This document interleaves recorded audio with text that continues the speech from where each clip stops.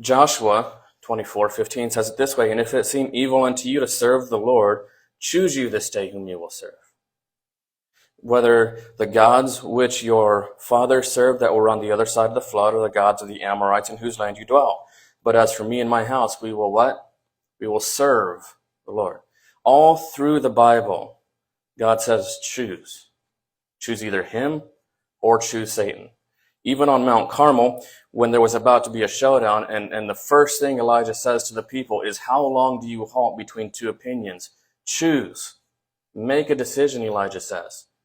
He doesn't say be, he says choose. So, just as we can choose sin, though, we can also choose God. Romans 5 is a popular text that is often used to say that sin is something that we are instead of something we do. Verse 12 says, therefore, just as through one man sin entered the world, and death through sin, thus death spread to all men because all sinned. So, a lot of people will look at this verse and say, see, because Adam sinned, we share in his guilt. No, that's not what this verse is saying. Let's look at this in context. Therefore, as through one man's offense judgment came to all men, resulting in condemnation, even so through one man's righteous act, the free gift came to all men, resulting in justification of life. For as by one man's disobedience many were made sinners, so also by one man's disobedience many will be made righteous. So this idea, and that's it, obedience, that's the choice that we make.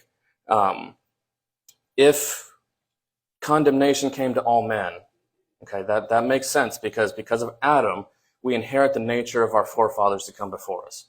That's scientific. You can't argue that. But if by the example of Jesus, the free gift of salvation comes to all men. Now, let me ask you a question. Are all men going to be saved? No, why not? Because it's a choice. So if choosing God and salvation is a choice, and so is sin. So Paul here is not saying that because Adam sinned that we share in his guilt.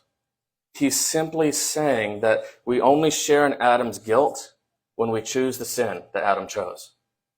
And that is simply rebellion against God, choosing Satan's words over God's words. Let's look at Ezekiel. The soul that sins, it shall die. The son shall not bear the iniquity of the father, neither shall the father bear the iniquity of the son. The righteousness of the righteous shall be upon him, and the wickedness of the wicked shall be upon him. So there's two major issues, or not issues, but two major points in this text alone. The soul that sins